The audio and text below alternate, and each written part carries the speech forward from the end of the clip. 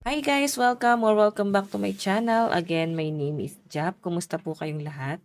Okay, so yan guys, maraming salamat po sa walang sawang pagsubaybay sa ating pong mga reading, sa ating daily love reading, and kung ikaw ay bago pa lang sa ating channel, mag-subscribe na po kayo. Then i-click mo na rin yung ating notification bell para lagi kang updated sa ating mga bagong upload. And sa mga interesado guys sa ating private reading, iiwan ko na lang po yung link ng aking Facebook sa ating pong description box below. Ayan, sa mga gusto mag-inquire, no? Ayan, inquire lang kayo, guys. And maraming salamat din, guys, sa mga hindi nag-i-skip ng ating ads. Maraming salamat po. Sobrang laking tulong nito para sa pag-grow pa ng ating channel. Ayan. Thank you! So, tignan natin, guys. Kanina bang love reading tong masasagap natin? Separation pa yung nag-flip, no? Okay, kanina bang love reading tong masasagap natin ngayon?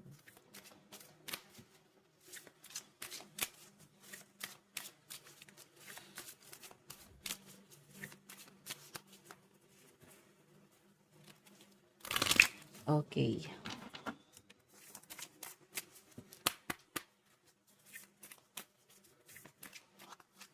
Meron tayong flirt. Extend your light-hearted energy to others. Diba sinasabi dyan guys, huwag ka mag-emote. Baka kailangan mo na makipag-flirt. Baka kailangan mo na maghanap ng someone new, no?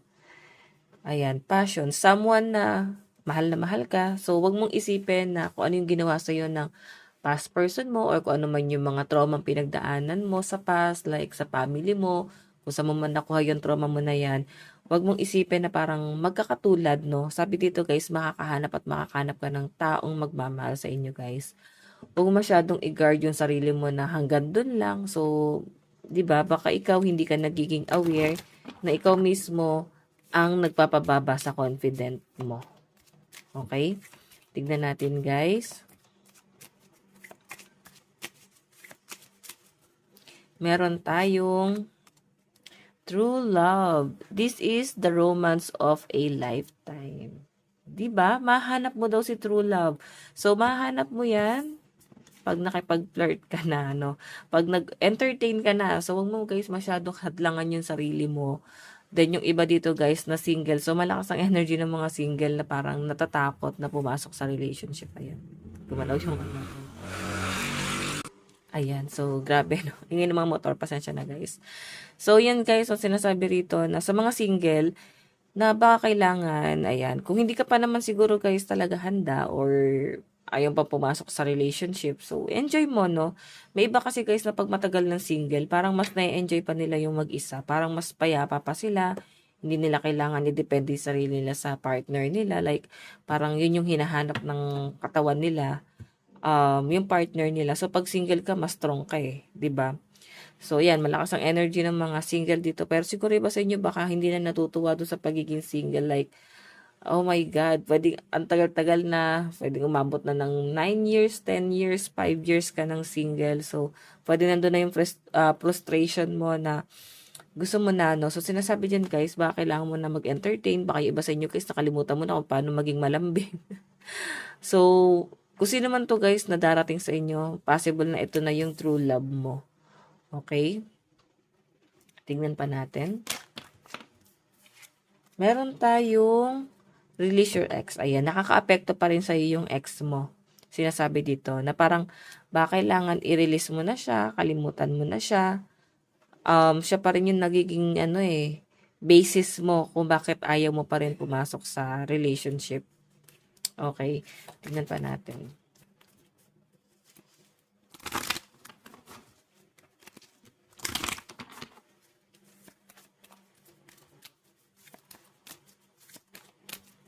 Meron tayong make the effort. Oh my God. Feeling family issue. May nakikita ko rito guys, issue. Ayan, since lumalabas tong ex. May ex akong nakikita rito na parang gustong gumawa ng effort sa'yo, no? Ayan, no? Ginagawa kang bata nitong taong to. Or pwedeng nag-effort siya, kung may mga anak kayo guys, pwede, no, na ito yung ginagawa niyang way niya, no? What I mean, ito yung ginagawa niyang segue. So, may segue siya para makapag-reach out sa inyo. Kasi, yun, hinihil niya yung family. Okay? Parang bumabawi siya, guys. Yan yung nakikita ko sa kanya. Or gusto niya talagang makabawi, no? So, titignan pa natin, guys. Tignan pa natin. Kanina ba tong love reading?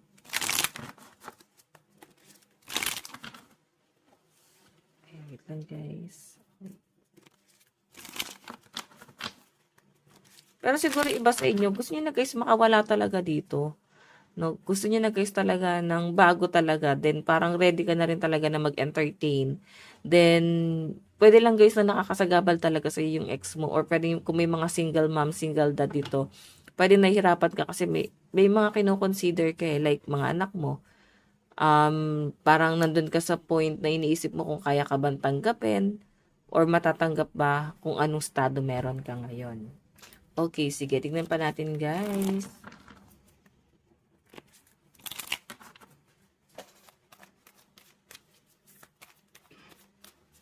Meron tayong seduction. Ayan, may magpi-flirt talaga sa inyo, guys. Ano? Grabe. Sobrang na-attract sa inyo, guys, itong taong to. And kung makikita mo yun, no? Attraction, flirting date, hooking up, temptation, third party. Oh, interference. So, yung iba dito, guys, pwedeng may pamilya eh. Oo. Kumbaga, wala pa guys separation. Pero, pwede rin naman guys na naghihiwalay kayo. No? Naghihiwalay na kayo or on and off na tong relationship na to. Possible guys na parang nandun yung pagdududa. Pwedeng pinagdududahan ka na may iba or pinagdududahan mo yung person mo na may iba. Pwedeng etong ex na lumalabas na to guys, pwedeng buo pa naman yung family nyo. Pero siguro, pwedeng ex ng person mo. Yung, alam mo yon yung nagiging sagabal dito sa relasyon nyo. Like, nakikisali sa relasyon nyo. No? Ito pa rin yung nagiging issue nyo. Pwedeng ex niya. Then, parang siguro true love niya yon. Possible na parang may flirting na nangyayari sa kanila dito. Okay? So, siguro nafe-feel mo talaga yan, guys. Kaya siguro kayo nagkakaroon ng separation ng person mo. Kasi may pagdududa ka eh na bakit may ganon, bakit may ganyan kayo. So, alam mo yun, parang paiikutin ka pa ng person mo. Tingnan natin, meron tayong camera. Reminiscing, keep safe, perception, learn from the past, make memories. Meron talaga guys, past person na nai-involve dito. Pwedeng sa side ng person mo. Ay na may flirt na nangyayari dyan. Okay? So, possible guys na may hindi pa rin makalimutan or pwedeng nakaka-apekto pa rin sa'yo kasi siguro na-insecure ka. Na-insecure ka ba o na-insecure yung person mo sa person, sa ex, no? May mga ganong senaryo. Okay? So, basta involved dito guys yung ex. Pwede rin kasi guys nakasal sila or may anak sila. Tingnan natin. Kanina po itong love reading.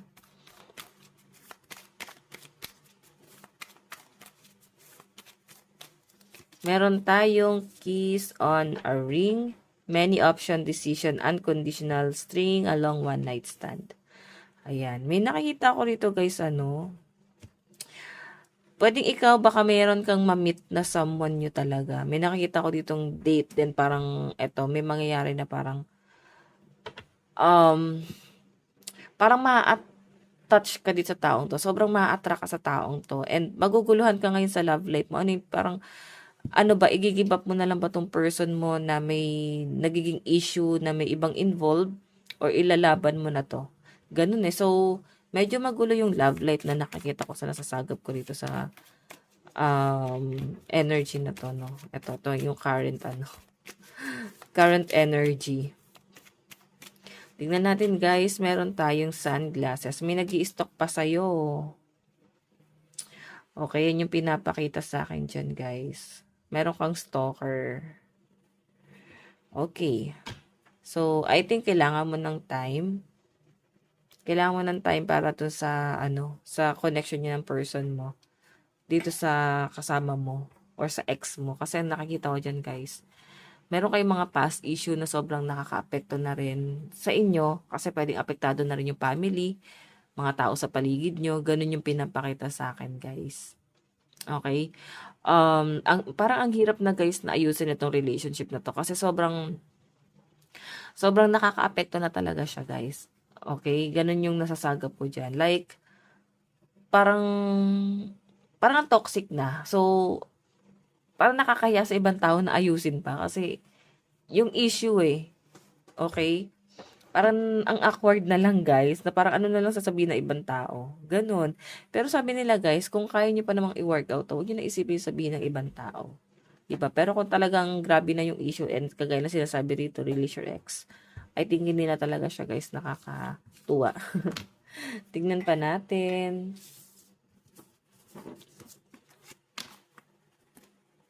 Okay.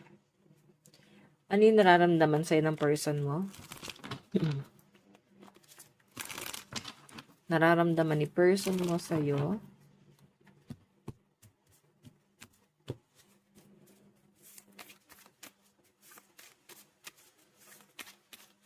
Meron tayong kisses. Unconditionally loving, giving, and receiving affection. Falling in love. So, ito guys yung energy ng new person. Siguro mas attracted ka dun sa new person. Kaya, siya yung lumalabas, no? So, itong new person na to guys, sobrang napofall na siya sa'yo. Okay? So, same energy yung makukuha mo sa taong to. Kung ano yung binibigay mong energy, ganun lang din yung makukuha mo sa kanya. Okay, tignan natin ano naman ang tingin sa'yo nitong person na to. Meron tayong separation. Oh my God. So, ito naman yung ex mo. No? May nakikita kasi ako dito guys na parang medyo nalulungkot ka rin. Siguro iniisip mo na parang ano yung magiging resulta na parang naguguluhan ka, sino pipiliin mo, sino yung kailangan mong bitawan. Or pwede nagkakaroon ng separation sa inyo. Pwede nyo guys, dito, pwede nyo guys i-reverse yung energy, no? Pwedeng energy ng person mo yung kanina nasagap natin, like, siya talaga yung na-attract sa ex, no? Okay, and kaya ka na nagkakaganito kasi sobrang nasasaktan ka na, sobrang nahirapan ka na sa connection nyo. Kaya parang naghahanap ka na rin talaga ng totoong pagmamahal. So ito guys, energy to guys ng person na nasa isip mo ngayon. Kung ito yung new person, separation yung lumalabas dyan. Kasi pwedeng gusto mo nang ayusin yung sarili mo kasi masyadong magulo yung nangyayari. Sobrang toxic din, parang hindi mo siya guys mapagtuunan ng pansin. Ganun po yung pinapakita sa akin dito. Okay? Then yung iba naman sa inyo guys, pwede ito yung ex mo, no? Na parang ayan, namimiss ka niya. Namimiss ka ng ex mo. Okay? Aware siya, nagkaroon na ng hiwalayan sa inyo. Ano yung magiging action itong person mo? Ano yung magiging action ni person? Meron tayong the chaser, di ba? May hahabol sa'yo. Grabe. Hindi ka kayang mawala nitong taong to, kaya nga siya may paghahabol na gagawin. Okay? Ano naman ang magiging outcome sa side ni person? Outcome. Ano yung magiging outcome? Date. Di ba? Alam mo, nagmi-mix talaga yung reading. Nagmi-mix talaga yung energy ni person. No? Ang nakikita ko guys sa magiging outcome dito is date. Gusto kanyang i-date. Pero kasi nakikita niya dito, meeting someone new, dating, get back out there, plans, set a date.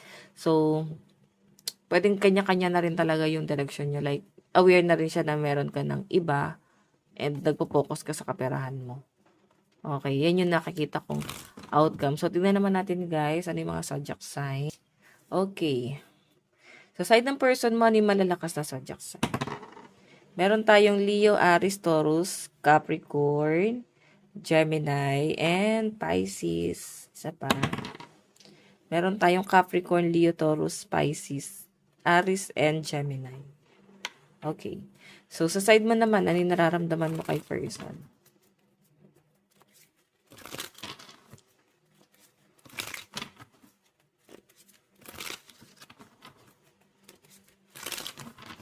Ano yung nararamdaman mo sa person mo? Nararamdaman mo kay person.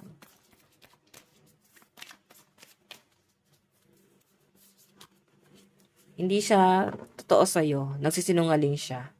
Hindi niya pinapakita yung totoo niyang nararamdaman sa inyo. Um, Mixed signal yung nafe-feel mo eh. Like, hindi mo alam kung mahal ka ba talaga niya or hindi. Parang ganyan. Ayan. Sobrang inaano mo siya. Parang pinakikiramdaman. Inaaral mo yung galaw na tong taong to. So, yung nararamdaman mo sa kanya, guys, talagang hindi mo siya mabasa. Parang ganun. May something sa kanya na sobrang napagdududahan mo. Hindi ka kampante. Ganun. Ano naman, yung tingin mo sa taong to, Kapin, ending, bring new beginnings, growth, change, liberation, transition. So, ito yung energy ng new person. May nakikita ko guys na parang nababago niya yung pananaw mo. Um, Nababago niya yung nararamdaman mo. Pero hindi mo pa rin guys kayang, talikuran talaga yung person mo na kasama mo ngayon. Pwede yung ex mo. O pwedeng on and off lang talaga kayo. Kasi pwedeng may connection kasi like may anak kayo. Pero alam mo na attract ka talaga dito sa new person. And same nga kayo ng energy. Ano yung action mo? Ano yung action? Meron tayong hammer. Sobrang naguguluhan ka. Hindi mo rin alam yung gagawin mo. So, pag ganito guys na naguguluhan ka, siguro, laylo ka muna, isip-isip ka muna, and putulin mo muna lahat ng mga connection mo sa mga taong yan. Focus ka muna sa sarili mo. Kasi hindi ka makakapag-isip ng ganito eh. Hindi ka makakapag-isip ng tama. Okay? Ano naman yung magiging outcome? Ano yung magiging outcome?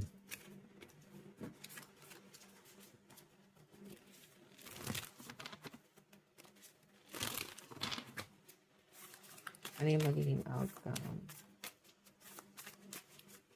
Meron tayong wedding rings. Union, wedding, marriage, soul connection, eternal love, everlasting promises. So, alam nyo guys, yung magiging outcome, ikakasal ka sa taong mahal mo, sa taong gustong-gusto mo, at sa taong mahal ka. Kaya kang ipaglaban, kaya kang panindigan. Okay, eto yung taong nasa isip mo ngayon. Taong mahal mo ngayon. Ikakasal ka sa taong yan. May nakakita akong wedding. The runner. May hahabol sa'yo eh. Okay, napagod ka nang humabol talaga sa person, no? Ayan, nabobroken hearted ka, pero mayroong tao dito na maninindigan para sa'yo. Tignan natin guys, ano yung mga malalakas na zodiac signs sa sa'yo mo. Meron tayong Aries, Taurus, Leo, Virgo, Sagittarius, Capricorn.